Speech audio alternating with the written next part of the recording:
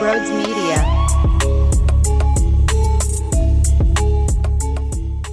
Yeah, what's going on, everybody? We got to talk about Nick Sirianni, huh? We got to talk about the greatness of Nick Sirianni. But what if I told you my lawn is just as great as our head coach? Oh, because it is. It's beautiful. It's green. It's luscious. I'm waiting this week to get my third round of treatments. I'm so pumped up because the first two rounds have worked out so nicely that I'm already in love and we're not even done the process yet, but that's how well things are progressing. And my great friends at Green Lawn Fertilizing are based in the Philadelphia area. They're the best in market, experts in New Jersey, Pennsylvania, and Delaware. They've created their own custom blend that will help your lawn recover.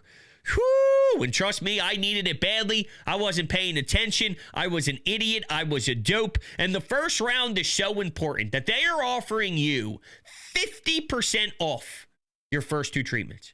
That's right.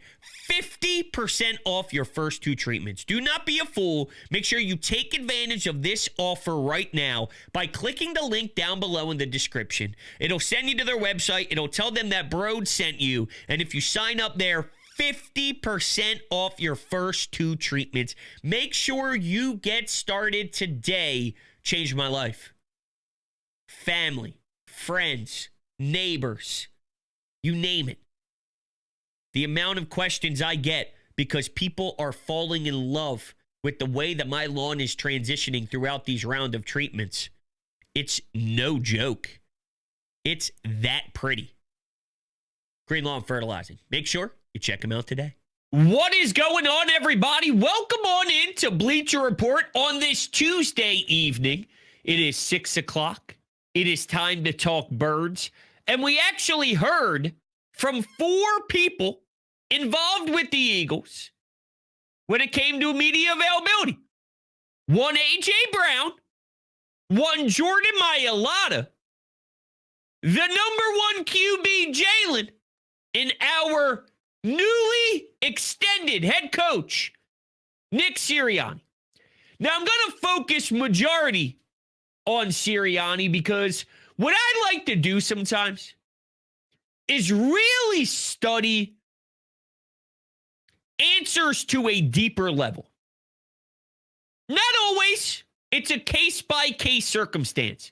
It's based off of the press conference. But what I really do love, I love getting into the best that I can into the head of someone else. And when I watch tennis, for example, I am amazed by their ability to be locked in mentally, for it to all be about self-motivation. There's no teammates.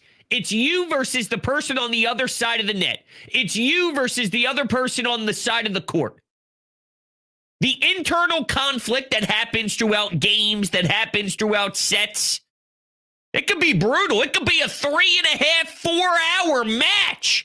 Back and forth, fighting over the same game. Crazy. The success, the battles, it's intense. But it's you all by yourself. And in a way, I want to apply that same mentality to Nick Sirianni as a head coach. Now, in football, it's different. You have a large roster. You have an entire front office. You have scouts. You have coaches underneath of you and your staff. There's so many layers to a successful organization. But when you're the head coach, you're the head coach. When you're the head coach, you're the face of it all. And at times, in a way, you are on an island. Because everything that happens, if it's your fault or not, you get punished for it.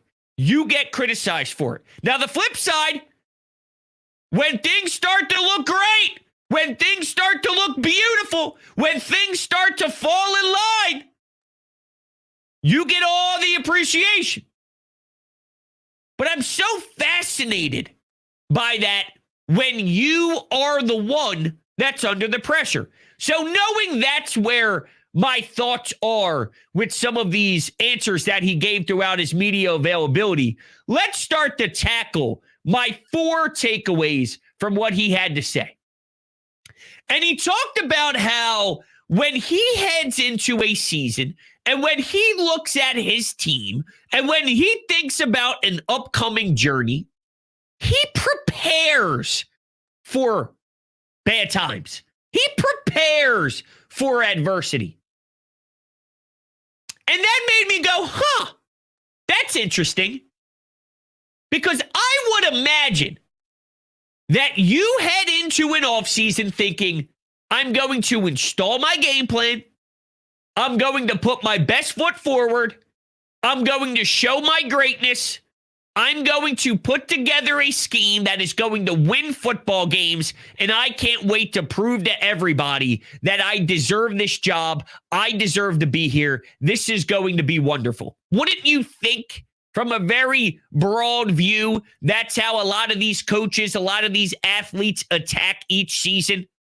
If a wide receiver is heading through the offseason, you think, I'm going to the gym, I'm working my ass off, I'm going to compete, and then they close their eyes at night with visions in their head of dominating on Sunday, on beating the best corners one-on-one, and having awesome touchdown catches that are all over the highlights and all over ESPN, right?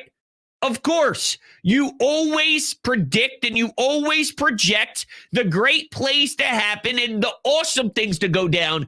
But Nick looks at how there is going to be bumps and bruises along the way. He looks at the hurdles that you have to jump as an opportunity, and he is already embracing for that to happen. And you may think that's ludicrous, because what if there isn't any? But there always is some. And the fact that the alternative is you expect results and then you search for answers all out of control, I'd rather be in the position that Nick is in. Which is, all right, listen, this is how it's going to be. This is going to be rough. We're going to have downs. We're going to have hiccups. We're going to have moments that we would like to have back. But what do we do about it when it hits us in the face? And one day ago, I talked about how he has players ready to play at all times. Hey, Burks, we need you bad. Nakobe Dean is down. Hey, Fred Johnson, we need you bad. Hey, we need you bad. Whoever it is, next in line, next man up. And I think a lot of that is he has them prepared for whenever something is going to happen to a starter, when something is going to happen to someone who is higher on the depth chart. Be ready for this. You've been around football a long time.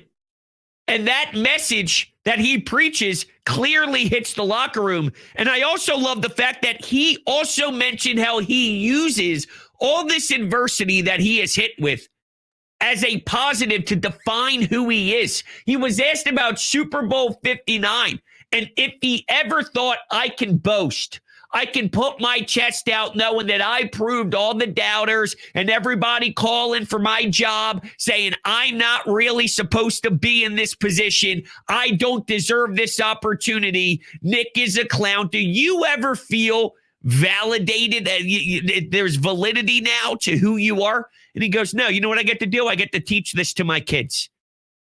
This is the deeper level of it all, which is Nick Sirianni being raw, Nick Sirianni being authentic. This isn't just him giving coach speak and I'm just going to give the answers that they want me to hear and I'm just going to get through this press conference and not really put much thought into this. This felt real. This felt like Nick Sirianni being as comfortable as humanly possible. And he's not always comfortable in season when questions are asked his way and when things are getting fired at him. And, you know, Howie and the Eagles are trying to keep things sort of quiet and they don't want it to always be necessarily loud. So they asked Nick to to zig a little bit when certain questions ask for him to zag a little bit. And, when he ums and ahs way through, sort of like some of the questions that were asked his way about Dallas Goedert during one of the owner meetings and all that stuff a few months back. I mean, he was vomiting all over himself. When he gets uncomfortable, you know it. But when he keeps it real and authentic, the flip side is you really know it. And those are the type of details that I think really does describe how he relates and builds the culture that he does in that locker room that all these players buy stock into heavily, not just a little bit, insanely heavily, is he has a chance to flip off everyone. He has a chance to say, shut your mouth. You guys are all a joke. Who's laughing now? Look at what I just did. I even thought the same thing when he was giving his speech in front of the art museum, when he was on the steps. I went, really? That's all we got out of Nick? But there's something to his way of digesting the adversity, how he moves forward through that adversity, what that adversity means to him in the larger picture, how he helps make that describe him in a positive light, and how he can utilize that to teach his kids and family on how to pursue as you grow up and develop and go through your own personal, bumps along the road here in life. Preparing for the adversity instead of just thinking your stuff is A+, your stuff is amazing. I think that's a detail that goes a long way, that maybe not every single coach truly heads into a season with that type of thought. Number 2, I thought this was incredible. You have a late season. You go all the way. You go the distance.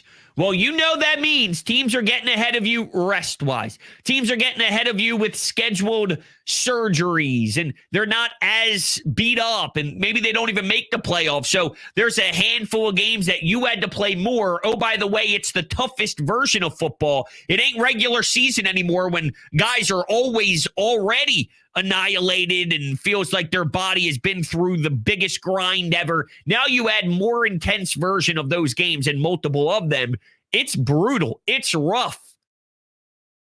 He was asked about the importance of, health and being prepared. And, he said, you can't just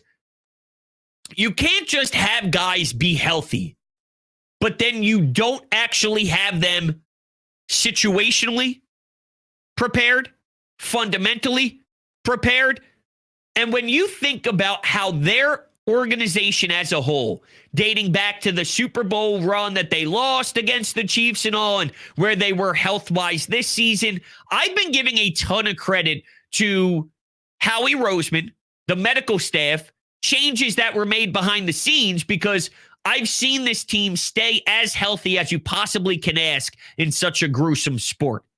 But when I heard Nick really go into detail about the way that they are ahead of the game and they really value what it means to have these guys right physically, but when you do that, you can't lose sight of the details and the game plan and the structure and the way that we need to be attached to what we want to do on a week-to-week basis, and the passion in his voice about making sure these players are right with the physical side, but you need to make sure game plan-wise and just detailed-oriented, not skipping a beat, finding the perfect marriage and blend. I'm starting to wonder how much of this, while I don't want to act as if there isn't anything to do with the medical team and all of that, but how much of this is Nick Sirianni? How much of this is the head coach? How much of this is his vision on getting players healthy at the right time, making sure you're not overdoing it too much in practice, making sure, all the I's are dotted and the T's are crossed and all that stuff? Wasn't there, if you remember, and maybe I'm just pulling this out of the rear end here and it doesn't apply, but wasn't there that situation where A.J. Brown wanted to practice, he came out in his full gear, and then he ended up leaving very quickly, and then all the beat reporters and all the fans were thinking, what's going on here? And then there was this noise about miscommunication, and I forget exactly what transpired there, but as I'm talking out loud, that replayed in my head, and maybe that is an example of just, hey, listen, we are going to do what is right for us and what is right for you. And, you want to be out here, that's great. You want to show fight, that's great. You want to show that you're a willing leader that will do anything to be on this field with that's great. But Nick gets to call the shots. And Nick gets to do the research, talk to the team, talk to the trainers, talk to the medical staff, talk to the player, talk to other coaches, talk to everybody involved. And when he gets all the pieces together, he can then have judgment on exactly the best way to move forward. And it seems to me that they have truly knocked that out of the park. And when you are playing deep into the postseason, 2 out of the last 3 seasons, there is a heavy disadvantage physically when that's the case. And, sometimes when you're banged up physically, it plays a role in your mental state of it, where you don't trust yourself, you don't lock in the same way, this and that. Now, you would think maybe because you're limited and because you're not 100%, maybe you put that much extra thought into everything that's being mentioned on film and everything that's being mentioned in practice and everything that's getting broken down. And maybe, but I think there's actually a cause and an effect. When you aren't right physically and then you're thinking about maybe how you're going to bust it off the line or how you're going to get after the quarterback or how you're going to play linebacker, but you don't trust your ankle, let's say, I think it's easier to have hiccups along the way with the mental side of the game. And that's not an easy thing to figure out, that equation. But it seems to me Nick Sirianni has. So there's that. Let's get to number 3. I was cracking up because he was asked about the Super Bowl and how to keep that motivation and drive to continue and to want to do it again. And his first reaction was about playing pickup basketball. And I'm going, did this guy really just somehow manage to describe pickup basketball to winning a Super Bowl? But then he goes into detail about talking to Jay Wright, talking to Dawn Staley. This guy is always willing to learn. This guy is always willing to adapt. This guy is always willing to listen. He just soaks in everything as a sponge to be the best, and he'll never be satisfied with where he is. He just wants more and more and more and more, and that is different. I mean, that is truly different. In a way, and I like to use Kobe as an example. I did it with Howie Roseman. He's so obsessed with being the best general manager in football that I think that really does drive him to be what we get here in Philly. But, in a way, is Kobe ever satisfied with how great of a shooter he is? Or is he always trying to be the best shooter? Even better than he was the day before, better than the day he was before, better than the day he was before. Always putting up shots, always working on the craft. Always becoming the best version of himself. Even if you think Kobe already reached it, he did it in his mind. Same with Nick as a leader. And it's funny because the pickup basketball thing kind of makes sense. When you're running the floor and when teams are hopping on and you kick their ass and you win and now you send them back to the sidelines, they're waiting on the bench for the next game. You don't just leave when you start winning. You don't just grab the ball and say, all right, guys, I'm out of here. There's a desire and a hunger to stay on the floor as the winner. And you let the other teams bounce back and forth as they have to sit and wait. When you're running the table, when you run the table, there is something about that aggression of nobody can take you down. You're the top dog on that court. You don't walk away when you're at the top. You don't walk away when you're at your best. You stay on the floor and you keep going. So I laughed it off at first, going, only Nick Sirianni can find a way to do that. But it does make perfect sense. And here's the last thing that I really appreciated from his talk. And that was just describing how Kevin Patullo is hungry with some new ideas. And he is hungry for this new position.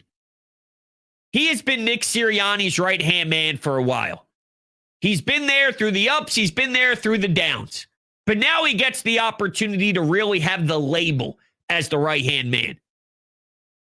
There's a huge difference from being a passing game coordinator to being the one with the headset on calling plays. And you get a chance next to your boy to lead the Philadelphia Eagles with this offensive line and with these skill position players. Oh, by the way, with this quarterback.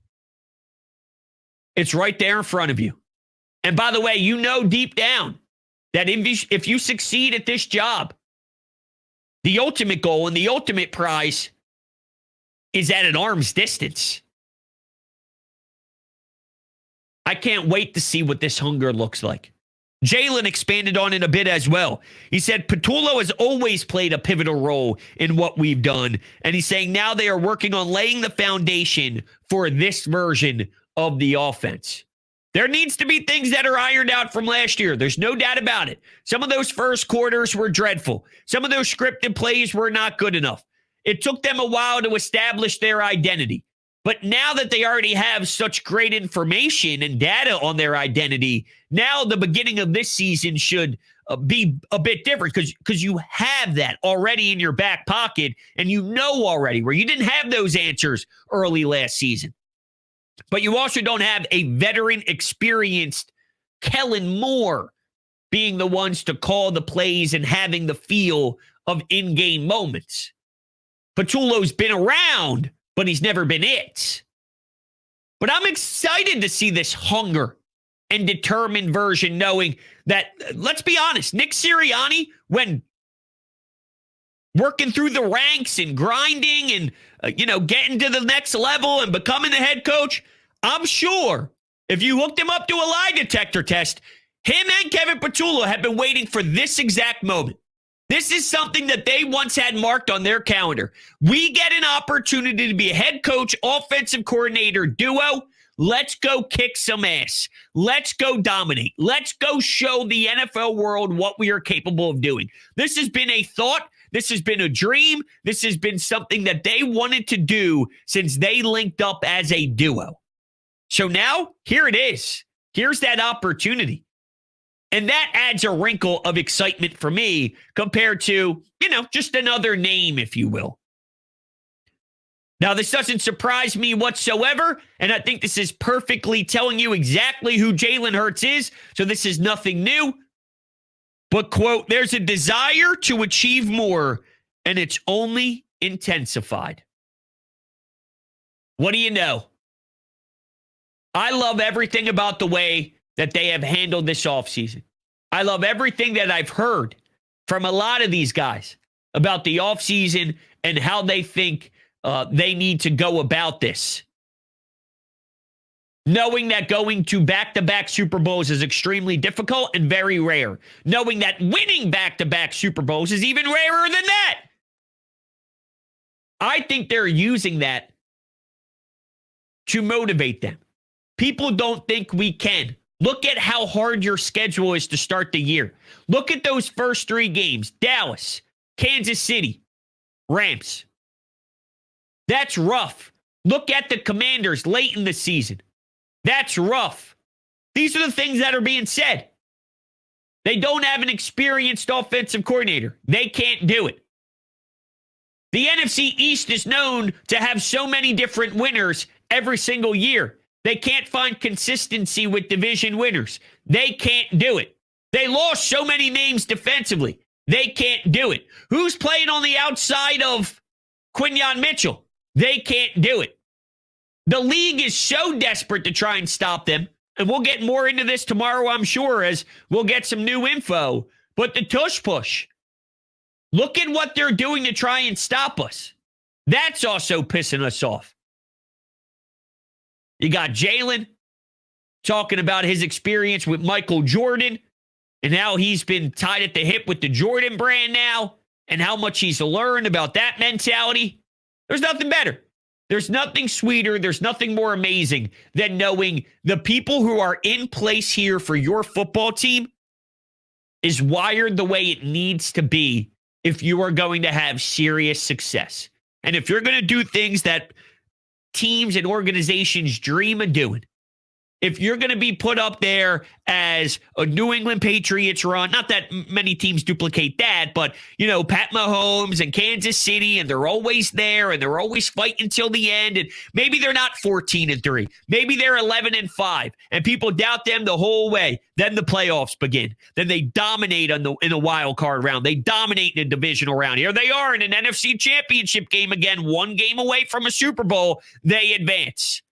It's not always going to look unbelievable, although I can't rule it out. There's been so many seasons now under Nick Sirianni and Jalen Hurts, even with all these new play callers, where they go on runs where they're winning double-digit amount of wins in a row. You can't accidentally do that. Maybe once you can, but when you do it as frequently as they do, that's crazy. We already got one of the new Jalen Hurts phrases, by the way. Decode, detect, correct. Say that a few times today. Decode, detect, correct. Catchphrase is coming. New year, new catchphrase. And speaking of play callers, Jalen Hurts has had 12 play callers in his 10 seasons since high school. This is courtesy of Jeff Kerr of CBS Sports. Hurts has had 6 play callers in 6 years with the Eagles. Yet Hurts has thrived regardless of the situation. The 89-20 record says it all. Huh? Come on, man. Nobody succeeds like that with all these new voices, all these new offenses, all these new intricacies of these offenses. No one.